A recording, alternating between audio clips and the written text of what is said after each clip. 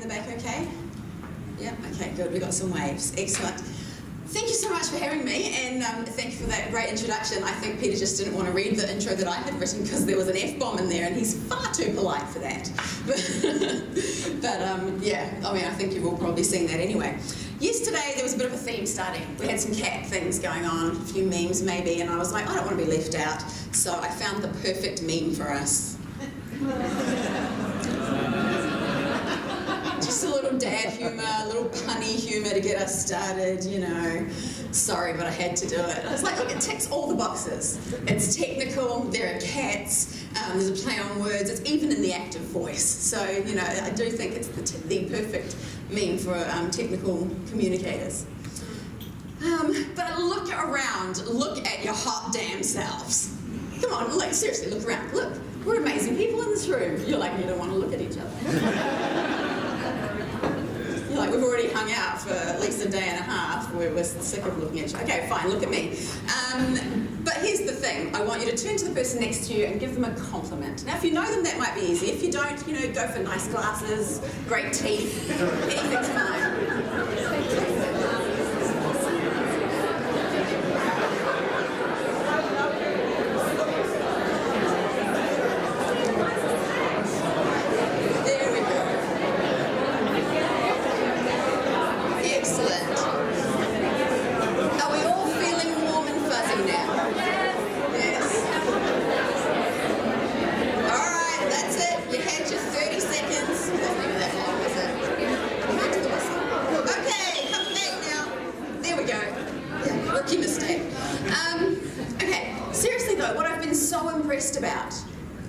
Since I've been here, starting from the unconference, which was a great way to start, was just the sheer talent. And in some ways I feel like, oh gosh, I'm not even sure if I should be here. I don't have anywhere near the technical communication background that you do.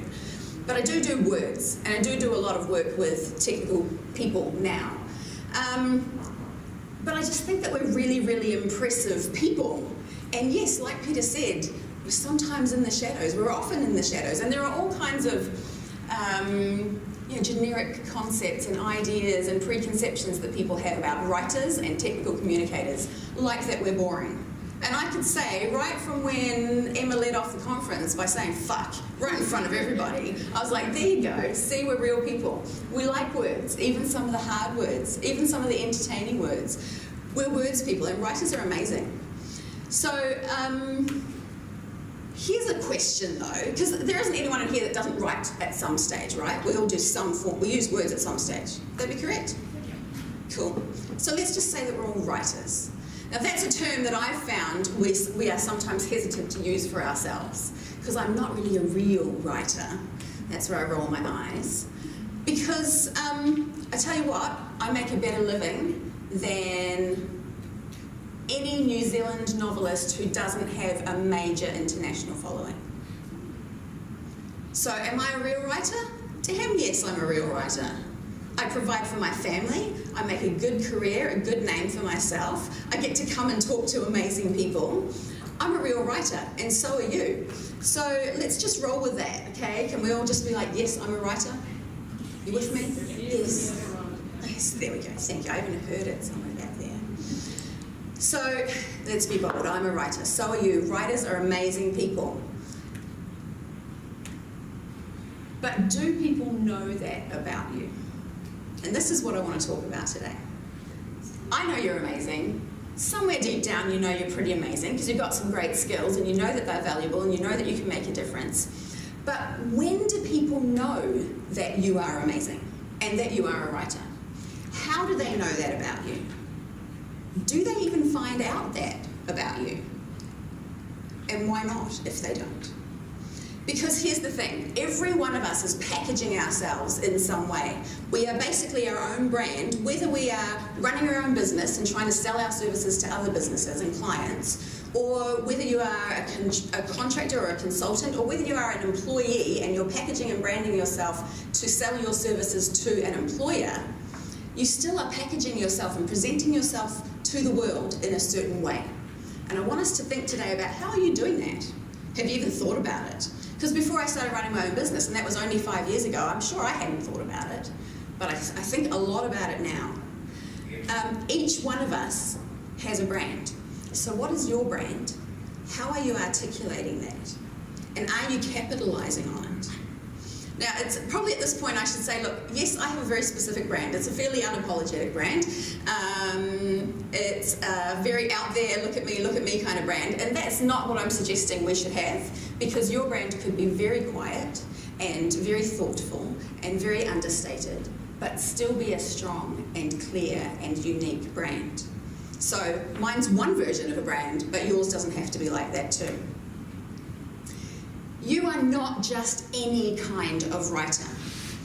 I'm not just any kind of writer.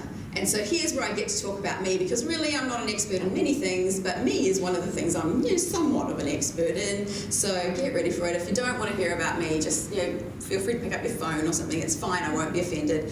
I think that I could say I am a beautiful writer. Thank you. I was hoping for a laugh, because I'm not that serious. I'm also a fairly unexpected and unconventional writer. Like the face? It's one of my very normal everyday faces, actually, if I'm honest. I'm a professional writer, a facilitating writer. I'm a very animated writer. There is never a dull moment when you're hanging out with me, except after 2 glasses of wine, at which point I'm usually snoring, so not much partying going on there. I'm also a very proud, strongly, fiercely Māori and tattooed writer. I'm a wine-drinking writer. How many of those in the room? There we go. Excellent. I'm a way overconfident writer who apparently likes having a photo taken far too much. And just as an aside, ladies, boys too, but especially ladies, I think every woman should have a photo shoot. It's good for the soul. You should try it. It's a great thing. But above all, I'm just a dorky writer. Do you like that face? I actually had to Google what that hand sign was, just in case it was something rude. I was a little bit worried after I did it. I was like, oh no. From my research, I think it's safe. I don't know. Yeah. So I'm just a dorky writer running my business, having fun being me. And what I love the most about that is that I'm not worried about being anything else anymore. Part of that might be being a woman in my 40s. Who else are women in our 40s? Are you brave enough? Come on, you can own that, yes. I'm so excited. 40's has been the best time of my life. I don't know what my 50s are going to bring me. That's what I'm planning on. Yeah, see? But there are a few more things. So I've shown you some pictures, right, about the kind of some of the faces of Shelly. Let's talk about ourselves in the third person. Shelly has a few other things as well that are a bit harder to show in pictures. So I'm also very empathetic, highly empathetic. Used to think that I was just overly sensitive until I reframed and realised that empathy was one of my superpowers, and I capitalised on that. I'm flexible. Used to think that I was just flighty and ditzy and unorganised. Now I realise that I'm actually really flexible, can roll with most things, and I've capitalised on that. I'm a people pleaser, which we usually think of in a negative way, but I've got to tell you from a business philosophy point of view, that is a good business philosophy. Make your clients happy. I'm very stress and conflict averse, and that guides a lot of what I do. I want people around me to be happy and relaxed and enjoying themselves.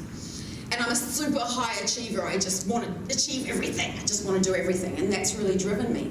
When I had been operating my business for a couple of years, and I met a new accountant who had a non-disclaimer at the end of his emails, by the way. If any of you ever get an email from me, I have a non-disclaimer that says, we don't disclaim anything about this email. We're quite proud of it, really. And I stole that with permission from my accountant. And when I got my first email from him, and I was like, an accountant that's brave enough and unconventional enough to put that at the bottom of his emails, that's someone I want to work with. And he's amazing. So when when I first met him, see, I went off on a tangent. He said, you're really driven, aren't you? And it caught me off guard, because as an employee, I had never been driven. Running my own business, you can't stop me. You can't hold me back. Doing my own thing in my own way. So, yeah, achiever. Enough about me. Now we're going to think about you, and I'm going to get you to have a discussion at your table. I'm going to play some music. You heard the music being tested, so yep, that's the song you're going to hear. You're going to have a chat about some of the words that you would use to describe you. what kind of writer are you? And maybe writer isn't the word you want to use, so replace another word there if you like. What kind of writer are you? So I want you to just kind of think, and you might be pairing some words with writer that you didn't think about before, right? So I'm a technical writer, many of us would say that. I'm a hilarious writer. I'm a cynical writer. I don't know, what kind of writer are you? Are you ready? Have a discussion. Okay, all right, coming back together. Thank you so much, having a little discussion and getting your thinking started. Not quite, for a room full of words, people, not quite as many words, those adjectives that I was kind of going for, not quite as many of those as I came around and asked you, or maybe you were just too shy to tell me. But what I would like you to have to quickly do is jot down 3 or 4 words to describe yourself. So some of the words I used were empathetic. I'm an empathetic writer. I'm an energetic writer. I'm a flexible writer. And then you can use the words to describe the kind of writing. I'm a technical writer. I'm an investigative writer. I'm a plain language writer. Just have a few words for you specifically. We've thought about it. Because I want you to build on those. And if you're writing them down, that's a bit safer than having to say them to a table full of strangers. This I understand.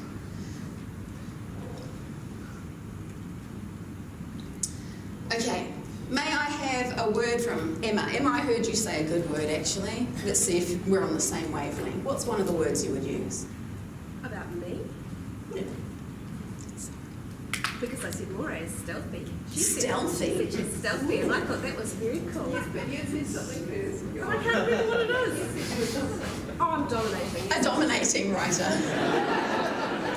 See, and a brand just springs to mind when you say that. It's not the one.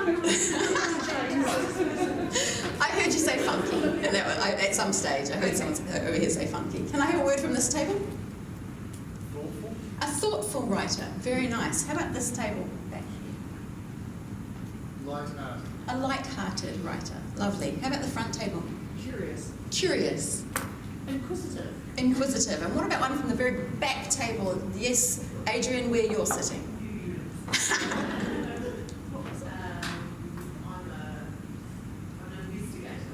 Investigative writer. Thank you very much. All right. So my next question is, now that you've come up with some words, you're starting to just frame some words around yourself, at what point do people know that about you? When do you let them in on that secret? Do you have to get intimately familiar with them? Do you have to become friends after a long period of time? Do they know that from the first time you open your mouth? You've got those words. Let's think about some ways that we can let people know that. So here are some ways that people find out about me, right? Because I've always been an open book kind of person. I've always liked feeling really connected to people. My name is actually Rochelle, but I think I was about 5 when I decided I wanted to be called Shelly, because Rochelle felt too formal, and I didn't want to feel that. I was like, no, I'm not a Rochelle, I'm a Shelly. And apparently, I'm told, I went home from school after my first few days at primary school and told my family they had to call me Shelly from now on. I have no idea why they listened to me, but that's what I'm told is what happened. So people start to know the kind of person that I am, the kind of writer that I am, when they speak to me face to face. So I present myself in a certain way so that you get a vibe of who I am. And we all do that to greater or lesser extents. Even when they talk to me on the phone. So kia ora, Shelly speaking. You don't usually get a hello from me, you get a kia ora. That tells you something. And I try to answer my phone whenever I possibly can. So I try not to, unless I'm training or here in front of people, then I try to be really available so people know that I'm very available. They also, these are the questions we're going to talk about. Didn't plan that very well. When they go to my website, as I know some of you have, they learn something about me quite quickly. Relatively bold. That's just one little bit. That's not the first thing you ever see, but you see things like that all over the place. I save asses. I don't know why we think it's rocket science, but great PR isn't hard. I write columns for win-win outcomes. Let me help your brand stop being a dick. Because we all know what those brands are like. Let's fix that. If you get an email from me, you get my email signature with my non-disclaimer at the bottom that you've seen there, and my self-titled Rockstar Rider Trainer, which, let's face it, you can choose to take that seriously or not. Either way, I'm okay with that. I'm kind of trying to go for the rockstar vibe. I'm not too concerned about whether I nail that. At least it's memorable, right? I've recently allowed myself to switch off my inner control freak just enough to have a personal assistant come into my life. She's just amazing. And I knew that I needed someone really special, and so when I advertised, I said that I was looking for a life ninja. Not looking for a personal assistant or an executive assistant, a life ninja. And I described that what I needed was someone to organize my shit. But shit ninja didn't sound very good, so life ninja is what I called the role. So if you get an email from Mandy, she is my life ninja, black belt level. So if you get an email from her representing my brand, you still get a good glimpse of who I am and how I roll. So now it's time for you to think about these questions. At what point do people learn some of those things about you? So you've got some words. When do people start learning that? Do they learn that about you? Why? Why not? Could they get to know you earlier, better? How could they? When could they? So a bit of a discussion, write some notes down. You've just got one song again. Are you ready? Okay, go. Okay, all right, we're coming back together again. Our music finished. That was our cue. So much thinking, and I know we could keep talking, definitely. And I also know that we've got lots of things in our minds pulling us in all different directions. Do I want to think about just me personally and how I'm packaging and branding myself? Do I want to think about my team and how we sell ourselves to the organisation? Do I want to think about my company and how we sell ourselves to other businesses? So there's lots of levels that you can be thinking about this, but at least you've got the questions to start thinking about it. And this is an exercise I would really encourage you to go away and do for the specific group or person that you want to think about. I'd love to hear a few thoughts. Anyone at this table want to tell me some of the answers that you came up with? Not really? I'll do it. Thank you. Yeah, first impressions. First impressions. You know, whether, and that can be by in-person, email, phone. So what is it about your email that helps people see who you are and what kind of, the way that, what they can expect from you? How you greet them. How you greet them? Write what you write. Cool, awesome. Voice you use, etc. Yeah, I totally agree, and we know that, and I totally just put them on the spot. Thank you, I'll pay you later. And I'm not cheap. high five that one, distance high five, there we go. We know that about words. We know that when we are choosing words to write the things that we need to write, we think really carefully about what we want to achieve, but we don't necessarily always apply that knowledge to us and the way that we are presenting ourselves to the world. Or if we do, we tone it down and water it down because, like, well, I have to be professional. Isn't that something that we'll think about? Let's keep thinking about that. It's story time. Are we ready? Are we all comfy, relaxed, sitting down, ready for a story? We have to go back to the beginning. I'm going to tell you my story about how my brand came about, because it blows my mind. Let me be really clear. I didn't have a plan. I didn't have a strategy. I didn't even have a dream to be doing what I'm doing. I didn't know it was a thing. So I take credit for some aspects of it, but not for lots of it. But I can tell you what I've learned now that I'm here. So back to the beginning.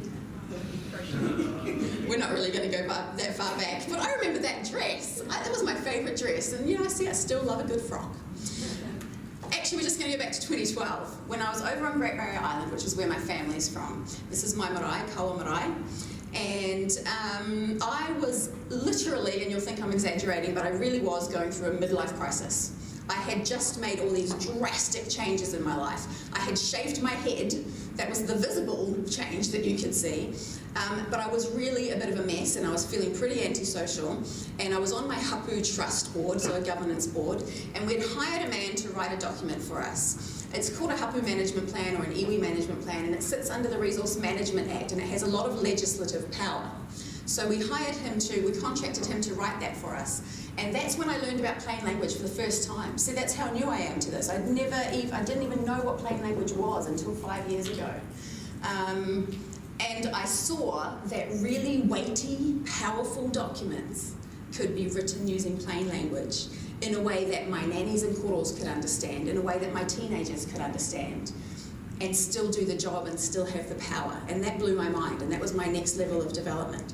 So I met this man who was writing this document for me, and I was in a bad headspace, and I didn't want to talk to him, but we did because I was being polite. And long story short, he gave me his business. Just gave it to me. His name was Victor Main, and he used to run writing trainings. This company was called 8 Associates. And he'd been doing it for about 10 years, and he just was ready to move on to something else, but he didn't want to just leave his clients. So he had been looking for a few years for the right kind of person who was a good writer and a good facilitator. And he said, I might have some work for you if you're interested. And within 2 months, he'd taken me around to all of his clients. He said, this is Shelly, she's amazing. And I was going, holy fuck, I hope I'm amazing. I was terrified. And she's going to take over, and she's going to, and he just gave me everything. He wasn't looking for a cut. He didn't sell me his IP. He just said, here you go. Admittedly, I had the qualifications. See, this is going way back. That's me. I had the qualifications. I had the experience. I had everything that I needed to walk through that door, and I said yes and walked through that door. So I take credit for those parts. And then I had to set up a business entity, which lots of us do at some stage, and so I needed to pick a name for that business. So I did what most of us do. I picked a name that was very meaningful to me. My iwi, my tribe, is called Ngāti Wai, the people of the water.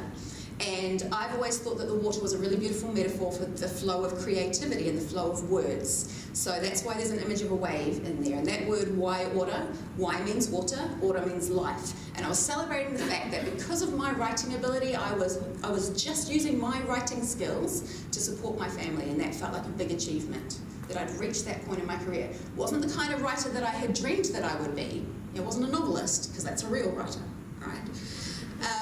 So why order design? Where did the design come from? Well, I could design documents to meet your purposes, to achieve your outcomes, and I could design trainings for you.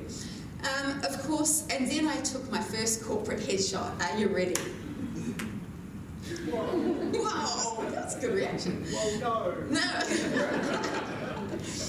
I still remember this day because as a single mother of 3 children, and in this very new space and still recovering from my midlife crisis, I put on a nice top, but I still had pajama bottoms underneath.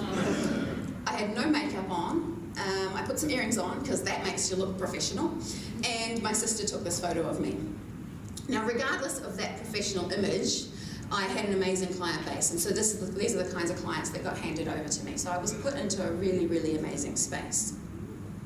And then I needed a website because I realized really quickly that if I wanted to get more clients, that when people heard about me, they needed to look me up and find out, have something there to prove that that I existed. And so this was my first website. I used the corporate we voice, and I know that text is tiny. I did get a better picture eventually. Plain language, bullets. There's even a typo. Oh wait.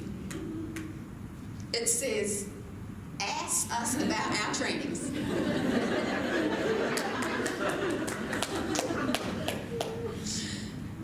Within about 18 months to 2 years, I realized that this brand wasn't working. So I've seen now that lots of people do this. We pick a name for our business that's meaningful to us because it feels like a significant achievement. But as a brand, as a way of speaking to my clients and communicating some information, it didn't work. So I realized that when people called me and when they called me back, it was because of me. And so I thought, well, I'm just going to use my name. People are going to look up Shelly Davies. So I rebranded to Shelly Davies. And I got my next website. The hair wasn't great. Unfortunately, neither was the functionality of the website. So less than a year later, I bring on website number 3. And this one was good, and I kept it for about a year or so. Told you I can't sit still. It's clean, it's corporate, and it's fairly true to me. It really wasn't bad. But then late last year, I was with Kathmandu doing some training down there. And 3 different people on the same day, unrelated to each other, not in one conversation, said to me, you need new pictures. What we get in person is so much more than we're expecting. We get this rock star vibe. And on your website, I mean, it's nice and everything, but we didn't know that this is what we were going to get. And I thought, yeah, you're right, it's probably time for a refresh. I'll get some new pictures taken. But as soon as I thought about what I wanted for the pictures, I realized I couldn't just slap them onto this website because those pictures were already speaking a language and had a tone and a voice that didn't match what was here, and I was like, oh crap, I just got this website working well and perfectly, and the SEO was good and all that stuff, and god damn it, I need another website already. And that brings us to where we are today. Great shoes, right? Love the shoes. Don't walk in them. Just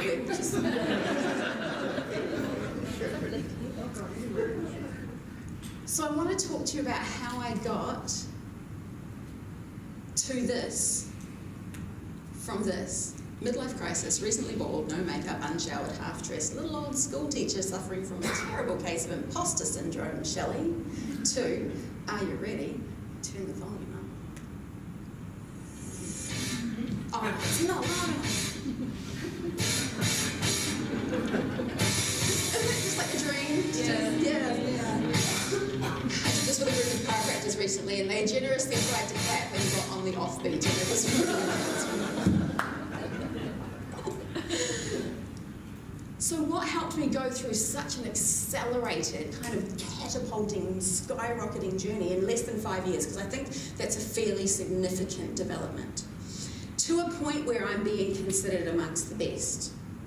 And I'm so open about the fact that I only learned about plain language last year, but I feel like I found my calling, because oh my gosh, it just, every part of me gels with all of those concepts.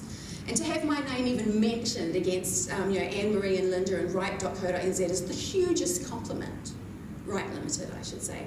And it's just me.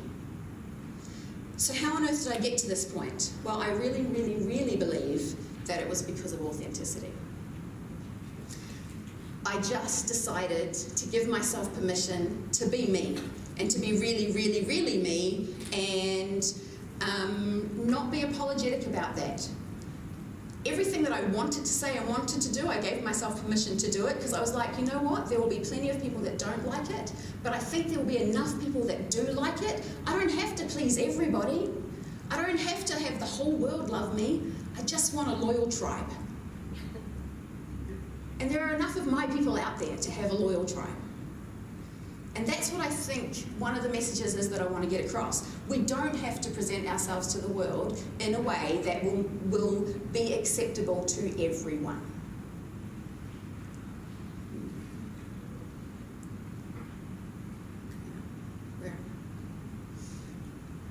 I also am really, really good at what I do. So it's not just a big showy brand with nothing to support it. I really have got more than 20 years experience writing. I really have been a teacher for all that time. I've taught at universities here and in the United States. I'm good at what I do, so I can back up this big, loud, showy brand, and that's important too, because if I couldn't, then I wouldn't be authentic. So that's part of it. I guess I have a little caveat at this stage, because capitalising on my authentic self works fairly well, because I'm quite likeable, if I'm honest. If you're a complete asshole, you might not want to do that. You know, you might want to dial back the authenticity if you're just not really a nice person. I'm just saying. So, back to this. What kind of writer are you? And I realise that our time is moving on. At what point do people know that? How are you expressing that? If you want to authentically package and brand and sell yourself, your writing style, your approaches, your philosophy, you have to know what those things are. So the next little discussion is about, do you know you well enough to be able to sell and package and sell you? So here are some ways that you can get to know yourself better. Therapy. I'm not even joking. What an amazing place the world would be if we all went and got some professional help to be a mirror, to be a reflector for ourselves, to go, how can I be a better me? How can I learn more about myself so that I can get stronger, better, wiser, more functioning, happier? I think it's a great thing to do. I personally really like the 16 personalities, the Myers-Briggs kind of thing, so that's a free online personality test thing that you can do, and it's quite handy. Guess what? I'm the entertainer. Never have guessed. Mind-boggling. That thing just might be a little bit off base. No. Gallup Strengths Finder is another one that I really loved. When I listed those things about empathy and flexibility and things earlier, that things that I once saw as weaknesses and I reframed into strengths were because of doing the Gallup Strengths Finder. Now that one you do have to pay for, but it's like $15 US or something to just do a little online test, and you can learn your top 5. If you want to learn the whole 34, you have to pay another $70 US or something like that. But as a side note, one of the interesting things about doing the full spectrum of your strengths is to learn what your bottom 5 are. Not so you can get better at them, but so that you can just not go there. So that you can go, those are the things I will outsource. Those are the things I will turn to the other wise people in my life who have got those strengths and rely on them, because those are not my strengths. And if you've ever heard of DeMartini, does a lot of EQ, emotional intelligence stuff. There's a free online values exercise you can do. I learned a lot from that as well. So I'd like to give you a couple of minutes to think about some of those things, and I've got some specific questions. So this is an exercise that you can either do individually or just talk to one person this time, because it's a bit more of an intimate conversation. I'm going to give you 2 songs, and you're going to ask yourself, or answer to yourself, why am I doing what I'm doing? If writing's what you're doing, that's cool. If it's something slightly different, just replace it. Why? What brought me here? Why am I doing this thing? What drives me? What's important about it? Then I want you to think about something completely different in your life. What do you surround yourself with? At home, at work, in your car? Cups of coffee. Yeah, I'm down with that. What do you surround yourself with? What do you talk about most? So you're going to have to push yourself to get through these questions in 2 songs, but I wanted you to do this little reflective exercise. And then, how do people describe you? How do the people closest to you describe you? How do the people at work describe you? How do your neighbours describe you? Because those are all different facets of you, the bits that you allow other people to see. How do people describe you? You put some music on. You can either do this individually and just jot down some ideas, or just have a chat one-on-one. Okay, so look, that's a really quick little exercise. But those are some of the questions that come from that DeMartini values exercise. Now that really opened my mind to a lot of things, because usually if someone says, well, what do you value? What are your values? I guarantee that 9 out of 10 of us would say our family, because what kind of douchebag doesn't value their family, right? And some of us might say God or religion or spirituality or something like that. Some of us might say my culture. There are some similarities that always come up. But when I did this particular exercise, they didn't come up. Because it's more about what do your behaviours tell you about what you value. Where's the evidence about what you value? And I learned things about myself that I hadn't known before. Really key drivers in my life. So it was useful from that perspective. Now, it's about time for us to wrap up, so I just want to talk to you really quickly about the words that you use if you are marketing, packaging, selling yourself individually, your team, your business. We know that words matter, but we sometimes have a disconnect when we're using those words to sell ourselves. It's really easy for us to apply what we know about words and clear communication to other things, but to ourselves, we get a little bit of a blind spot. So the way that you write about you counts. And remember some of the things that we know. So I'm just going to throw a little bit of research at you that you may or may not be familiar with. We should be writing more like the way that we speak. I think that you guys know that. It engenders confidence. I don't know if you know that. It makes you more appealing. And here is where we get to bring in the sexy back to technical writing, right? If you write in an authentic voice, people are going to feel more connected to you. They're going to be more likely to want to work with you, to see that there's value in your services. And we know this from, well, here's one piece of research, someone's PhD dissertation. We like people who are easy to read, or in other words, in the words that we don't need, the influence of processing fluency in impression formation. It's one of my catchphrases when I'm trying to teach people about plain language. You know how you write something and then you say, in other words? I said, we don't want anything in front of those, those other words. Get rid of everything that comes before the in other words, because the way that we explain it after that is usually really clear and succinct. Use everyday words. I know that you guys know that. Did you know that it increases trust? Let's not even get started talking about Donald Trump and how he does that. You sound more intelligent if you use everyday words. Some of you will be familiar with this study. We won't even get into it because it's a little problematic, but the consequences of erudite vernacular utilised irrespective of necessity. The problem with using long words needlessly. Easy to read equals easy to agree, easy to approve, easy to respond, easy to act. If it's hard to read, it's hard to do. Processing fluency affects effort, prediction, and motivation. So what are you going to do about it? That's my question. What are you going to do about it? You've thought about yourself, you've thought about who you are, you've thought about what kind of writer you are. And we're not going to do another exercise, but I do want you to think about making a plan. I want you to think about listing maybe one thing that you could do differently so that the world gets to know who you are and a little bit of insight into who you are a little bit sooner than they currently do. The possibilities are endless how you choose to do that. And when you write down one thing or three things that you could do differently, I want you to also write down, while you've got the clarity in your mind, why. Because if you write down just what to do and then you go away in a few days, you go back to it and go, oh yeah, that was a good idea, but I might not get around to it. But if you remember the why, the benefit, the reason, the driver for doing that thing and making that change, that will keep you motivated to do it. I'm just going to skip over the song that I had so that we could do that exercise. And just remind you to look at your hot damn selves. Because we've got this amazing ability to think clearly, to drill down to absolute clarity, and then to express that for other people. Let's apply that to us. Let's drill down to absolute clarity around who we are, what rocks about us, how we can sell that to the world in whatever way. Don't be so stripped back with your clear communication in plain language that we miss the ability to show our personality, that we miss the ability to show the appeal that each of us has, because each of us has this huge value to give to the workplace, to the world, to whatever. It's a personal connection that gets you over the line, and that's what I loved so much about what Doug was talking about today, because of everything about the tone and the voice with Microsoft that he covered today was about personal connection. It was about talking to each other like humans. And just look at your hot damn selves. That's it.